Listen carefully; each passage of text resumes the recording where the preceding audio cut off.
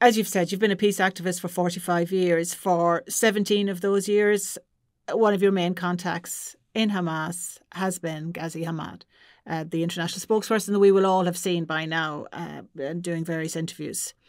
And you have described in the past at how you believed, you glimpsed some humanity in him. You thought he could possibly be the only one that could be considered a moderate.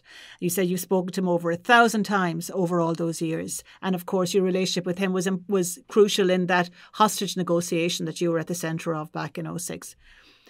And you kept the back channels open even after October 7th.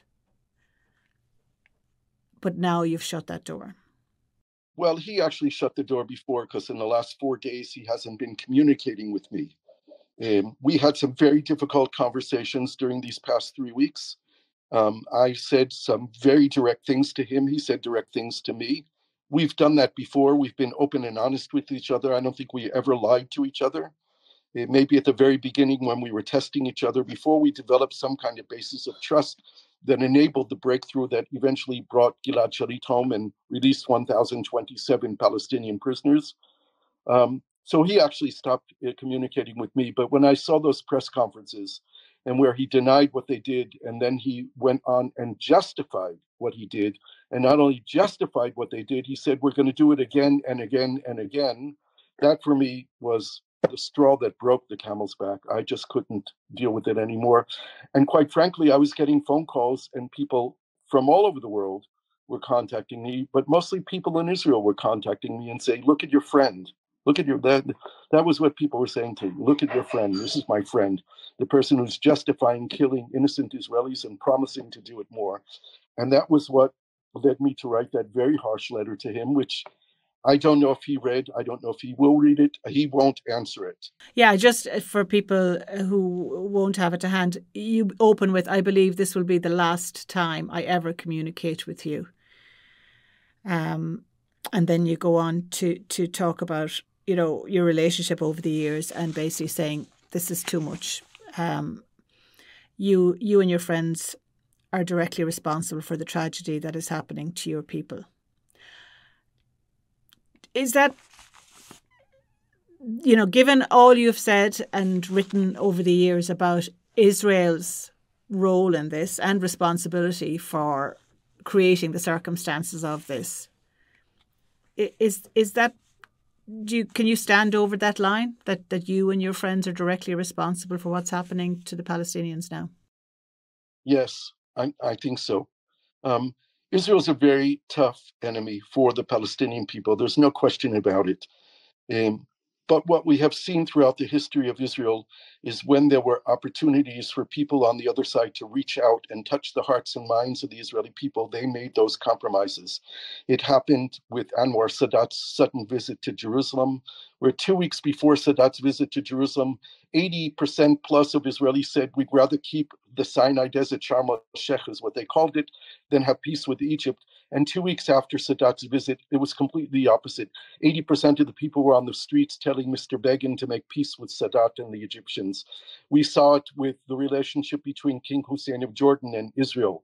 And even that's a problematic piece because the Palestinian issue sits between us.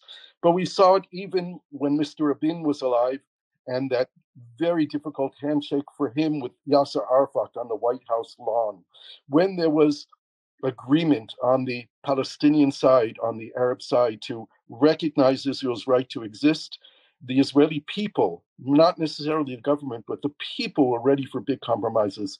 And we know this from even public opinion research that we've done, deep research in Israel, that when Israelis believe there is a Palestinian partner who's genuinely interested in peace, the Israeli public has over the years said, we are ready to make those compromises on Jerusalem, on refugees, on the crucial issues. But when there's no belief that the Palestinians want to live with us in peace, then we're very harsh. And I think that Hamas has taken the Palestinian cause back 75 years. And what the Palestinians are experiencing again is Nakba, is catastrophe, both in Gaza and, to be quite honest, in the West Bank also, because over the last 3 weeks, some 110 Palestinians have been killed in the West Bank by Israelis, Israeli soldiers and Israeli settlers. And not all of those Palestinians endangered the lives of those settlers and soldiers. There is a war taking place in the West Bank, which is led by the most extreme elements of the Israeli government, who would be very happy to expel as many Palestinians as possible. But it's a dark day if even you, Gershon Baskin, who has, kept that door ajar over all those years, even through the most, appalling atrocities, are now saying that there is no. Is that what you're saying? The talking, there is no one to talk to now. I'm saying that Hamas can no longer be thought of as a potential partner. Hamas needs to be dismantled. Israel has the ability to dismantle the ability of Hamas to govern and to rule Gaza. Israel has the ability to confiscate most of their weapons and places where those weapons are manufactured. Israel has the ability to kill most of those Hamas leaders and military commanders. You cannot destroy an idea and an ideology by force. The way that you fight an idea and an ideology is by having a better idea and a better ideology. And that better idea and better ideology is a sincere effort to make peace, of ending Israeli occupation and control over the Palestinians and enable them to enjoy the freedom that they deserve as every other people in the world. But it has to be based on the mutual understanding that we all have the same right to the same rights. That's where it begins. And Palestinians have to do their own accounting and homework and come to terms with Israel's existence. And Israel needs to cease its control of the Palestinian people and to remove the idea of Jewish superiority in the state of Israel. Israel must be a state of all of its citizens, where 22% of the citizens are Palestinian. And so we have a lot of work to do. And what I've been hoping for, I've used this metaphor many times already, and I think it's relevant in this particular program as well. I call it the Belfast moment. And even though what happened in Belfast was not a moment, it was a process, and it took time, but there was a period of time where the people of Northern Ireland said no more, and a peace process was created, and there is peace. It's not the perfect peace, and the conflict hasn't been resolved, and no one knows what the future of Northern Ireland will be, either a part of the United Kingdom or a part of the Republic of Ireland. But people are not killing each other anymore in Northern Ireland.